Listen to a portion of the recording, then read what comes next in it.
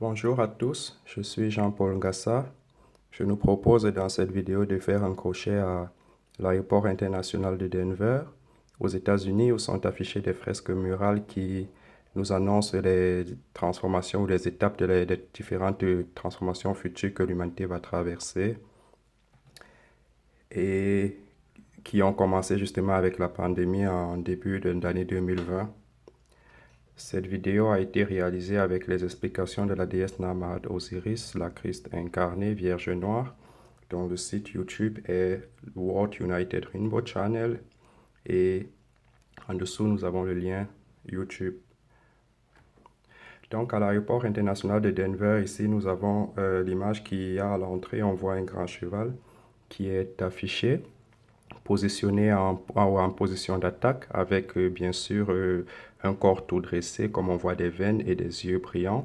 En général en Occident les chevaux ils sont placés les quatre pattes au sol, mais ici on a un cheval qui est en position de guerre, en position d'attaque, il se dresse, annonçant ainsi une guerre qui débute dans l'humanité. Comme le président français l'a bien dit, nous sommes en guerre et puis certains savent très bien de quelle guerre il s'agit. Donc à l'intérieur de l'aéroport, dans le grand hall, l'entrée, nous avons ceci qui est affiché. Ici, nous avons une pierre granite bien marquée avec l'effigie de la franc-maçonnerie et des inscriptions bien marquées dessus. Alors, les inscriptions, nous les avons ici, Denver International Airport. On a là les noms des gouverneurs. Ici, on a les noms des grands maîtres de la franc-maçonnerie, des loges de la franc-maçonnerie. La pierre a été déposée depuis 1994 puisque l'aéroport a été construit ou bien a été terminé en 1995. Il est fonctionnel. Et ce qui est important ici, c'est le message qui est dans le cadre rouge, qui dit en fait que the time capsule beneath this stone contains messages and memorabilia to the people of Colorado in 2094. C'est-à-dire que ce qui est enterré ici contient des messages et des souvenirs pour le peuple du Colorado en 2094. Donc, si vous calculez de 1994 à 2094, nous avons ici 100 ans qui manifestent en fait que c'est un plan qui a été établi justement pour 100 ans, c'est-à-dire pour un siècle qui va s'achever en ce moment et les souvenirs seront transmis à la génération suivante. Alors la première fresque murale, c'est la suivante qui porte le titre du soldat et de la guerre.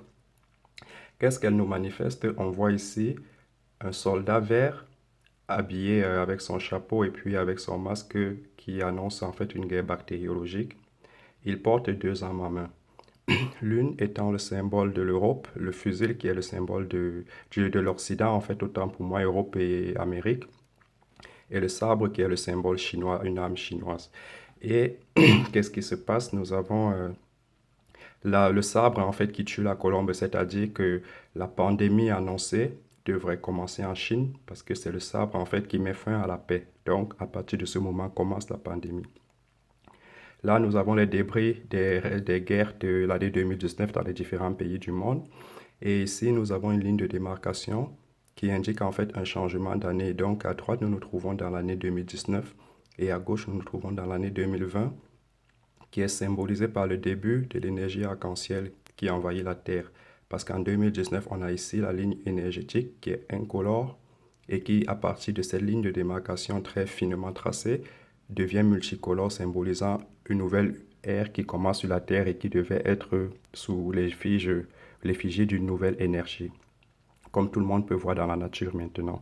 Donc, qu'est-ce qui se passe en 2020? C'est-à-dire à gauche, on a une file innombrable de morts de toutes causes, bien que tout soit mis sur la coupe du corona. Ici, un mur de séparation qui sépare les morts des vivants et les morts beaucoup nombreux, les vivants moins nombreux, est fermé dans une barrière de paille symbolisant en fait le confinement du monde entier. Tout le monde sait que les aéroports sont fermés depuis très longtemps et on ne sait pas quand est-ce que le flux redeviendra normal. Ici, la population mondiale couchée dans la peur et couchée sur les débris, en fait, les débris de guerre de l'année 2019. La fresque suivante, en fait, elle porte le titre des enfants de l'espoir mondial pour la paix, symbolisant que le monde tendra à chercher la paix, donc revenir à la paix. Et le signe important, c'est que le soldat précédent, sur la photo précédente avec son fusil, il est mort, c'est-à-dire que la pandémie est finie et nous nous trouvons dans la prochaine phase. La colombe qui a été tuée, il y a deux colombes symboliser que, ok, le monde recherche la paix puisque la colombe existe à nouveau. Donc les pays qui sont en guerre, en confrontation dans le monde, emballent leurs âmes deux à deux dans leurs drapeaux respectifs et les amènent vers un centre où il est supposé avoir un juge divin. Alors le fusil étant mort avec le soldat ou bien la pandémie étant finie, l'arme asiatique devra être transformée, c'est-à-dire le monde devrait être transformé. Au centre, on a un petit être noir, un garçon, apparemment, qui a une couronne en or. Il a des étoiles en or, des étoiles multicolores en fait, qui entourent sa tête. Et juste à côté de lui, on a un blanc qui tient un marteau qui veut détruire, c'est-à-dire transformer l'âme que lui, il supervise. Bon, cette personne, ce blanc qui est en costume allemand, c'est un blanc allemand mais qui est au pouvoir aux États-Unis. Tout le monde peut regarder. Après cette phase, le monde va entrer dans une autre phase qui va être un peu plus marquée. Là, nous avons des fresques qui sont affichées et je rappelle que les fresques sont toujours très bien éclairées. Ça veut dire que tous les touristes et les voyageurs qui passent à l'aéroport les voient bien. Ici, on a une fresque qui manifeste un peu de paix, multicolore, avec l'arbre multicolore, une vie en fait un peu paisible. Et de l'autre côté, plutôt une vie moins paisible en tout cas que l'autre, que la première. Ici, on a trois cercueils qui sont devant un animal mort et des flammes qui symbolisent le buisson ardent, c'est-à-dire la transformation du monde, aussi bien des forêts que du monde des vivants. Ce qu'il faut bien noter ici, on a la présence d'un être avec cornes qui n'est pas un être terrestre, qui n'est pas de la Terre, mais qui est à côté des humains. Donc, je pense que les deux fresques, en fait, portent le même titre, paix et harmonie avec la nature, mais les deux fresques nous montrent très bien qu'il ne s'agit pas de la même vie. Et justement, l'ascenseur qui sépare fait savoir que pour passer d'un monde à l'autre, il faut beaucoup de transformation. Alors, de ce côté, nous avons la paix, on a des peuples, ou bien des peuples, oui, qui sont en paix et qui semblent tous être joyeux.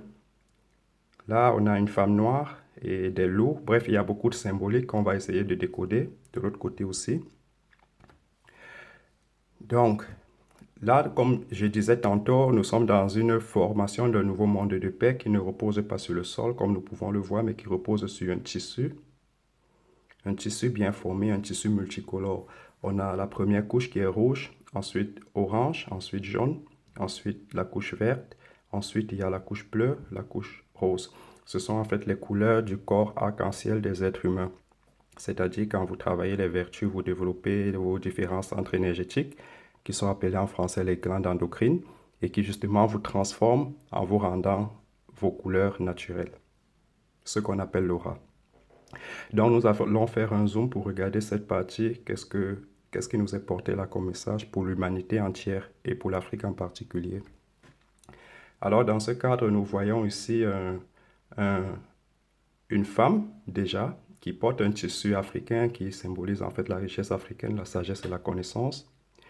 Des loups à sa hauteur qui symbolisent les gardiens spirituellement, les loups.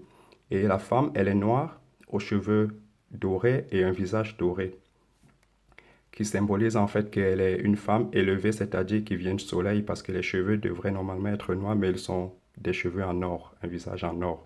Spirituellement, ça signifie une personne qui a transmuté, une personne qui n'est pas du monde matériel, une personne qui est soleil. Dans la symbolique égyptienne, on aurait plutôt mis un cercle autour de sa tête, un cercle jaune, pour symboliser qu'elle porte sur sa tête le soleil. Ici, on a un enfant qui a un crocodile sur son habit qui symbolise le Nil en Égypte, les trois pyramides qui symbolisent l'Égypte justement et le flambeau qui symbolise une renaissance, une régénération des connaissances anciennes qui ont disparu ou qui sont perdues depuis plusieurs siècles. Et ces connaissances justement, ou cette renaissance, la vie dans ce monde pour tous ceux qui y sont, est portée par cette femme qui a le tissu de la vie, le serpent ondulaire, signe de la sagesse, qu'elle révélera au monde à toutes ces personnes qui veulent comprendre et appliquer et qui se trouveront dans ce monde et non dans l'autre, de l'autre côté avec les trois cercueils comme nous avons vu tantôt. Et alors, sur le sol, sur les carreaux, nous avons cet insigne très bien marqué, argent, or. Argent, or, qui est en fait la transformation de l'argent en or qui symboliquement symbolise la transmutation. Transmutation de l'argent en or, argent qui est le monde matériel, l'or qui est le monde spirituel ou bien le monde divin élevé, une transformation ce qu'on appelle alchimie. Il symbolise ici en fait que cette femme permettra justement aux humains de transmuter, de passer du monde matériel de l'argent au monde divin qui est l'or. Et justement, c'est pour ça qu'elle a des cheveux et un visage en or. C'est sa constitution même qui est en or. Donc, il s'agit ici, l'enjeu principal, c'est ce qui se passe dans l'humanité actuellement. Nous avons le vaccin qui est en cours et les humains, nous savons que nous sommes dans une guerre génétique. Donc, transmutation, il s'agit ici de la transmutation génétique, l'ADN. Et en ce qui concerne l'ADN, il y a deux possibilités de transmutation, de transformation autant pour moi. Soit on transmute, c'est-à-dire une transformation positive du code génétique qui nous met dans ce monde, soit on mute, qui est la transformation plutôt négative et qui va nous faire automatiquement nous retrouver dans ce monde, qui est un peu plus de souffrance, un peu moins de paix, dans le monde de gauche, pardon.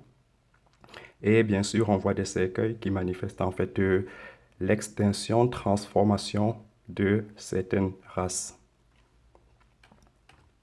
Donc après cette image, si nous venons sur la fresque de droite où on avait la femme avec des cheveux en or ou bien la femme avec le soleil sur la tête, si nous regardons à droite, nous verrons ces couleurs qui nous montrent en fait ici.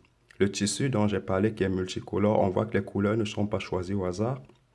Les couleurs représentent justement les couleurs des centres énergétiques du corps humain qui sont les glandes endocrines qui sécrètent les fonctions et les hormones de nos corps, très importantes, et ce sont elles qui vont être influencées par le vaccin ou bien par le travail des vertus. Donc en dessous, on a le rouge qui est le centre énergétique d'en bas. En français, on les appelle les plexus. En Asie, on les appelle les chakras. Donc, le jaune, par exemple, c'est le plexus solaire que tout le monde connaît et les autres plexus dont on parle généralement très peu. Donc, on a la couleur orange ici qui est représentée, le jaune, le vert, le bleu et ainsi de suite. Donc, les différents points les plus importants du corps humain, les points qui doivent être développés pour nous permettre de transmuter. Donc, nous trouver plutôt, autant pour moi, excusez-moi, nous trouver plutôt de ce côté ou bien muter une modification génétique qui sera plutôt négative et qui nous mettra plutôt du côté gauche. Je ne sais pas si on voit le rouge, oui, exact. Donc nous revenons là, justement, pour se trouver ici, il faut travailler en fait les vertus parce que c'est le travail réel des vertus qui nous mène à l'illumination et qui justement illumine chacun de nos plexus, centres énergétiques. Là, ici, nous avons le cas de l'Afrique, sur la fresque de gauche où on a les trois cercueils. Ici, je vais m'arrêter juste sur le cas de l'Afrique, où on voit une femme noire bien couchée, avec son tam-tam, sa fleur, et une chaîne au cou qui la tient jusqu'à la main. Donc, elle a une chaîne sur les deux bras et au cou.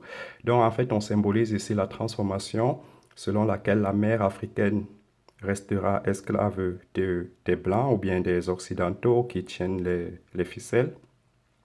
Et pourquoi est-ce que ce n'est pas un homme mais une femme? Parce que c'est la femme qui est la mère de l'humanité, c'est elle qui engendre. Donc le simple fait qu'on dessine une femme, ça signifie en fait qu'il s'agit de toute sa descendance, donc c'est toute la race noire. Donc pour tous les noirs qui se trouveront du côté de la mutation, ils vivront une vie pareille et l'avenir sera difficile parce qu'une femme dans le cercueil enchaîné signifie aussi que dans la vie de l'au-delà, même après la mort, on se trouve encore esclave sous les chaînes. Ça, c'est une très grande symbolique pour l'Afrique. Et justement, puisque nous avons vu qu'il y a une Christ noire qui a la connaissance, il n'est pas question que l'Afrique chute, mais justement que l'Afrique puisse se relever, parce que si ceci devrait être vécu, en tout cas tous les Africains qui le vivront, ce sera très difficile. Alors, merci à tous d'avoir suivi la vidéo. Dans les prochaines vidéos, nous allons peut-être aller plus en profondeur. Alors, Afrique, ton salut est entre tes mains. Reprends ta place car tu as longtemps souffert. Et l'Afrique ne pourra reprendre sa place qu'en se réappropriant les enseignements anciens des anciens qui ont été truqués et changés pendant longtemps et qui ont mené l'Afrique dans la catastrophe mentale et financière et matérielle que nous connaissons aujourd'hui. Parce que nous savons tous que c'est l'Afrique qui est le continent le plus riche, c'est l'Afrique qui est la mère nourrice de l'humanité en matière première et en beaucoup d'autres choses, mais c'est l'Afrique qui souffre le plus.